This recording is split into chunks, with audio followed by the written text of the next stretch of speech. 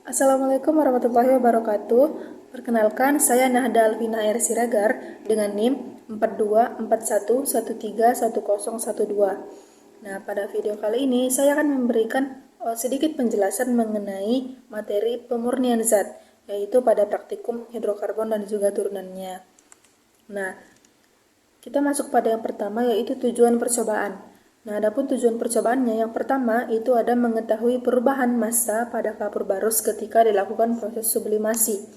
Yang kedua, itu mengetahui perubahan massa yang terjadi pada garam ketika dilakukan proses kristalisasi. Nah, kemudian tinjauan teoritisnya, destilasi itu adalah proses pemisahan suatu campuran yang didasar pada perbedaan titik didih dan tekanan uap yang cukup signifikan. Nah, suatu campuran komponen cair yang saling larut dan keduanya merupakan komponen yang vokatil, tetapi memiliki perbedaan titik didih yang cukup signifikan, maka dapat dipisahkan dengan cara destilasi.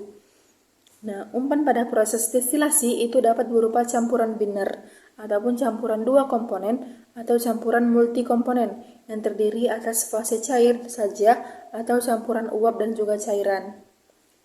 Nah, komponen yang paling vokatil dalam campuran tersebut itu akan membentuk fase uap, yang diperoleh sebagai produk atas pada menara destilasinya.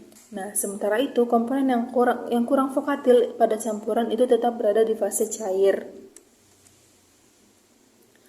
Nah, rekristalisasi adalah proses pemurnian suatu zat dari campuran ataupun pengotornya, yang dilakukan dengan cara mengkristalkan kembali zat tersebut setelah dilarutkan dalam pelarut yang sesuai. Nah, rekristalisasi itu dikategorikan sebagai salah satu proses pemisahan yang efisien. Nah, pada umumnya tujuan dari proses kristalisasi ini adalah untuk memisahkan campuran dari zat tersebut. Nah, ini merupakan salah satu dari pemisahan dan juga pemurnian.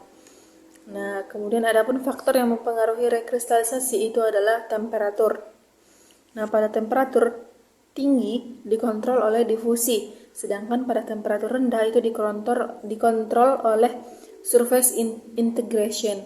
Nah, ukuran kristal pada pemanasan itu berukuran lebih kecil, dikarenakan semakin besarnya partikel maka semakin rendah kecepatan pertumbuhan kristal. Nah, kemudian sublimasi itu merupakan perubahan wujud dari zat padat ke gas ataupun dari gas ke padat.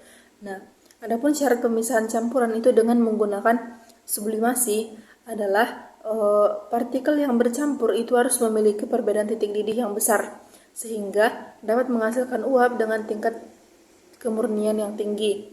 Nah, pemanasan dilakukan terhadap senyawa organik akan menyebabkan zat tersebut menjadi padat dalam suhu kamar dan juga pada tekanan yang mendidih.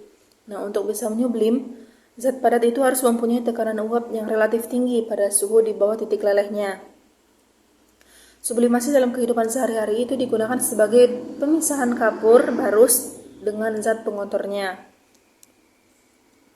Nah, kemudian adapun alat dan bahan yang digunakan pada praktikum pemurnian zat kali ini itu ada labu destilasi, hot plate, termometer, kondensor, selang air masuk, selang air keluar, Erlenmeyer, statif, klem, beker gelas, pemanas bunsen, corong kaca, spatula, kaca arloji, kertas saring, korek api, gelas ukur, batu didih, minuman beralkohol, garam, kapur barus, aquades, dan juga es batu. Nah, ini itu merupakan alat dan bahan yang digunakan dalam ketiga percobaan, yaitu pada destilasi, rekristalisasi, dan juga sublimasi. Nah, kemudian di sini dapat kita lihat prosedur kerja. Nah, pada prosedur kerja yang pertama itu ada destilasi minuman beralkohol. Nah, yang pertama itu dirangkai alat destilasinya, kemudian dimasukkan sampel sebanyak 2/3 dari labu bulat. Nah, kemudian dimasukkan batu didihnya. Nah, dipastikan semua tertutup rapat dan juga dialirkan air pada selang kondensor. Kemudian dihidupkan hot plate, kemudian diamati termometer dan juga hasil destilasinya. Kemudian ada yang kedua, itu ada rekristalisasi garam. Nah, prosedur kerjanya itu dimasukkan 15 ml Aquades ke dalam beker gelas lalu dipanaskan. Nah, kemudian dimasukkan sampel sebanyak 5 gram. Sampelnya itu adalah garam ataupun NaCl. Nah, kemudian diaduk sampai homogen, lalu disaring. Kemudian dipanaskan kembali filtrat tersebut sampai terbentuk kristal sambil diaduk terus. Nah, kemudian ditimbang kembali garam yang terbentuk. Kemudian yang ketiga itu ada sublimasi kapur barus. Nah, prosedur kerjanya itu pertama dihaluskan kapur barus lalu ditimbang sebanyak 5 gram. Kemudian dimasukkan kapur barus tersebut ke dalam beker gelas. Kemudian diletakkan di atas kaca asbes. Nah, kemudian itu ditutup dengan cawan porselen. Diletakkan es batu di atas cawan tersebut. Dipanaskan dengan bunsen spiritus selama kurang lebih 15-20 menit.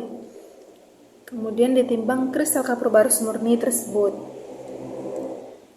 Nah, adapun hasil dan juga pembahasannya yang pertama pada destilasi, yaitu pada destilasi itu merupakan proses pemisahan berdasarkan titik didih. Nah, pada destilasi sederhana, kadar alkohol itu dalam larutan meningkat seiring dengan proses pemanasan. Nah, adapun titik didih alkohol ataupun etanol itu pada umumnya adalah 78 derajat Celcius, sedangkan air itu 100 derajat Celcius. Nah, ketika campuran dipanaskan, alkohol itu akan menguap lebih dulu, lalu dikondensasi menjadi cairan yang lebih murni. Kemudian minuman beralkohol sebanyak 200 ml itu dipanaskan hingga suhunya 80 derajat Celcius agar alkohol menguap terlebih dahulu. Kemudian destilat pertama itu muncul pada menit yang ke 37. Pada menit ke 9 menit 37 detik. Nah, selama 1 jam 30 menit lebih pemanasan, itu alkohol yang diperoleh mencapai 30 ml.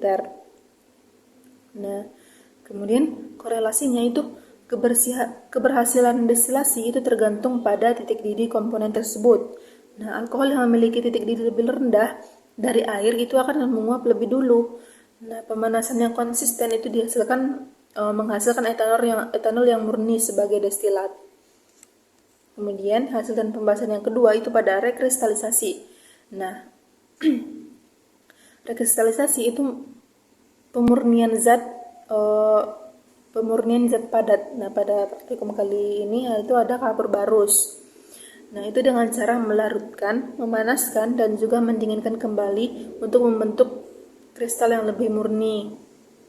Nah, proses ini tuh mampu memisahkan zat pengotor seperti kapur dari garam. Nah, untuk pembahasan secara praktikumnya itu 15 ml air itu digunakan untuk melarutkan garam dapur tadi. Nah, kemudian larutan itu dipanaskan hingga larut sepenuhnya, kemudian didinginkan. Kristal garam itu kembali terbentuk. Kemudian kristal yang terbentuk itu tampak lebih putih dan juga lebih bersih. Ini merupakan hasil dari pemurnian yang lebih murni.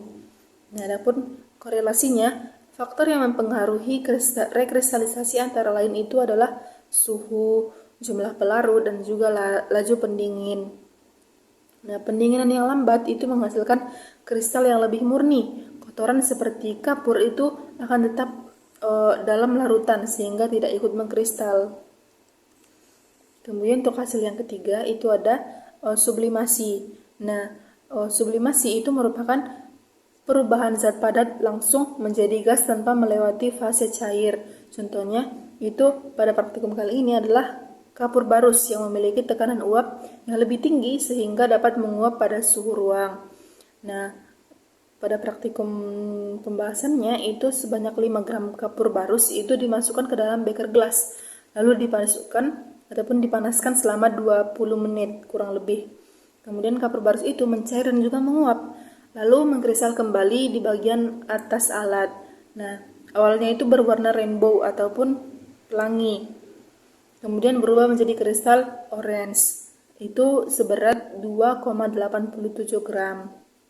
Nah, jadi semakin tinggi suhunya itu semakin cepat proses sublimasi, karena terjadinya karena energi panas itu cukup untuk memutus gaya antar molekul padat tersebut, kemudian mengubahnya menjadi gas. Nah, jadi adapun kesimpulan yang kita dapatkan pada praktikum kali ini itu ada 3 sesuai dengan praktikum. Nah, yang pertama itu ada destilasi. Nah, destilasi itu berhasil memisahkan alkohol dari campurannya berdasarkan perbedaan titik didih, menghasilkan alkohol yang lebih murni dari minuman beralkohol.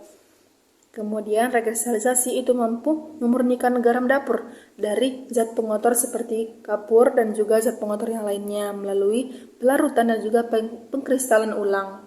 Kemudian sublimasi itu merupakan cara yang efektif dalam memurnikan zat seperti kapur barus yang dapat secara langsung berubah dari padat menjadi gas, kemudian kembali menjadi kristal lagi.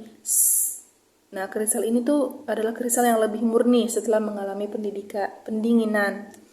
Nah, mungkin cukup sekian video dari saya. Terima kasih sudah menyaksikan. Assalamualaikum warahmatullahi wabarakatuh.